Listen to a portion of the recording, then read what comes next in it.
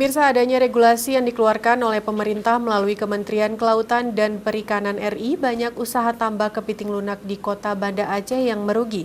Hal ini dikarenakan sulitnya mengekspor kepiting lunak ke Malaysia dan Singapura. Akibat larangan tersebut sehingga petani kesulitan dan bahkan ada yang telah gulung tikar.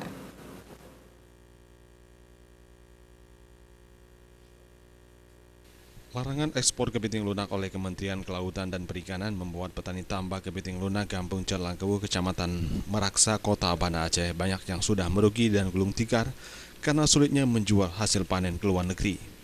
Hingga saat ini permintaan kepiting lunak ke luar negeri sangat tinggi, dari segi harga juga cukup menjanjikan Rp80.000 per kilo.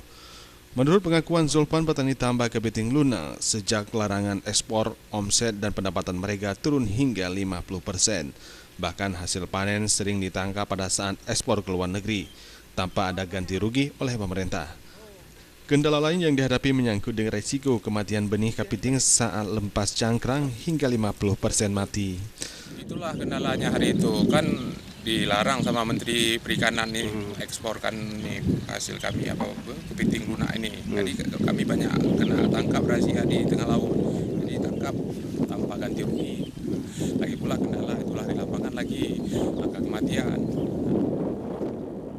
Kendati pun adanya larangan ekspor, Zulfan tetap membudidaya kepiting lunak dan saat ini untuk pangsa pasar lokal Sumatera Utara.